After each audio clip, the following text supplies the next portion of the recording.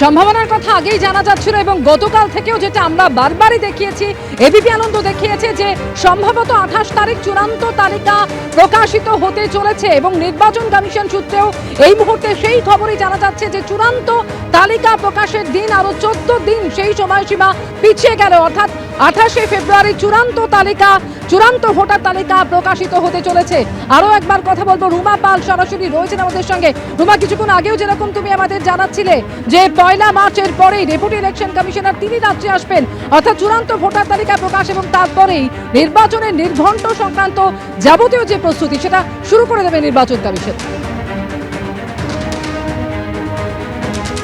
খুব স্বাভাবিক এবং এই কারণে কিন্তু আজকে নির্বাচন কমিশনের যে ফুল বেঞ্চ তার বৈঠক ছিল দিল্লিতে এবং সেই বৈঠকও হয়েছে। সেই বৈঠকে অবশ্যই যেমন এসআইআর এর এই চূড়ান্ত ভোটার তালিকা থেকে শুরু করে ভোট প্রস্তুতি নিয়ে এবং কবে ভোট করা যেতে পারে এবং সেক্ষেত্রে অবশ্যই পরবর্তী যে ধাপ এই যে বুথ পুনর্বিন্যাস সমস্ত কিছু নিয়ে আলোচনা হয়েছে।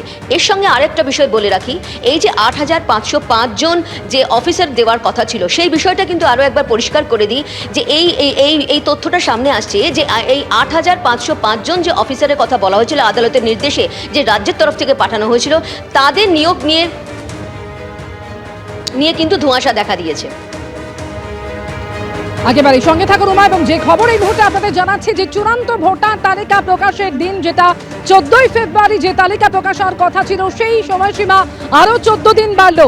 নির্বাচন কমিশন সূত্রে এই খবর এই মুহূর্তে পাওয়া যাচ্ছে আরো 14 দিন বেড়ে 28 তারিখ অর্থাৎ আগামী 28 ফেব্রুয়ারি চূড়ান্ত ভোটার তালিকা প্রকাশিত হতে চলেছে এবং এর আগে 21 ফেব্রুয়ারি পর্যন্ত নথি যাচাই প্রক্রিয়া চলবে, 25 ফেব্রুয়ারি পর্যন্ত চলবে বুথ পুনর্বিন্যাস প্রক্রিয়া এবং 27 ফেব্রুয়ারি ভোটার তালিকার চূড়ান্ত পর্যালোচনা হবে। মানুষকে হয়রানি করা হচ্ছে। 7ই ফেব্রুয়ারি ভোটার তালিকা প্রকাশ করার কথা, অযোগ্যতা পিছিয়ে গেল 14 তারিখ। ফার্দার অযোগ্যতা আরো স্পষ্ট হয়ে গেল, চূড়ান্ত হেনস্থা হলো করে এখন পিছিয়ে গেল 28 ফেব্রুয়ারি। কেন? রাজ্যের সরকার যথাযথভাবে অফিসার দেয়নি, যারা এগুলো কাটাতে পারত না দেওয়ার মধ্য দিয়ে রাজ্য সরকার হেনস্থায় সাহায্য করেছে এবং তারপর স্বাভাবিক কারণেই পিছতে 28 তারিখ কোর্টের থাপ্পড় খেয়ে কোর্ট বুঝিয়ে দিয়েছে নির্বাচন কমিশন অযোগ্য অপদার্থ, কোর্ট বুঝিয়ে দিয়েছে রাজ্যের সরকার অযোগ্য অপদার্থ, শেষমেশ একটা বেরোবে, নির্ভুল হবে। তো সুপ্রিম কোর্টের নির্দেশ অনুযায়ী রাজ্যের দেওয়া 8505 জনের যে তালিকা সেই তালিকা যাচাই করবে নির্বাচন কমিশন। ইতিমধ্যেই আপনারা জানেন যে সুপ্রিম কোর্টের নির্দেশ ছিল এবং এই তালিকা অর্থাৎ 8505 জনের যে তালিকা তা যাচাই করে দেখবে নির্বাচন কমিশন।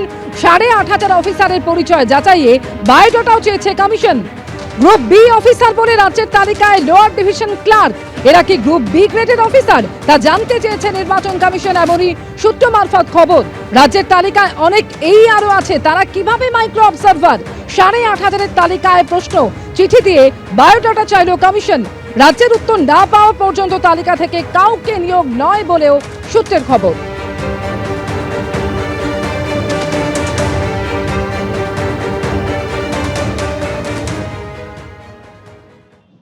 এসআইআর নিয়ে রাজনৈতিক চাপার চলছে এবং শুভেন্দু অধিকারী তিনি আজকে ফের একবার রাজ্য সরকারকে এই নিয়ে নিশানা করলেন। তিনি বললেন যে এসআইআর প্রক্রিয়ায় হস্তক্ষেপ করেনি সুপ্রিম কোর্ট, এ রাজ্যে গুন্ডামি চলছে তা স্পষ্ট জানিয়ে দিয়েছে আদালত।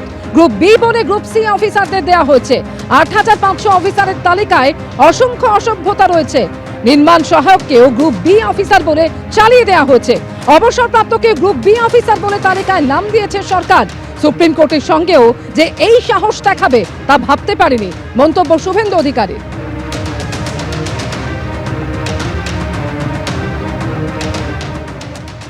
8500 রাজ্য সরকারের পক্ষ থেকে গ্রুপ বি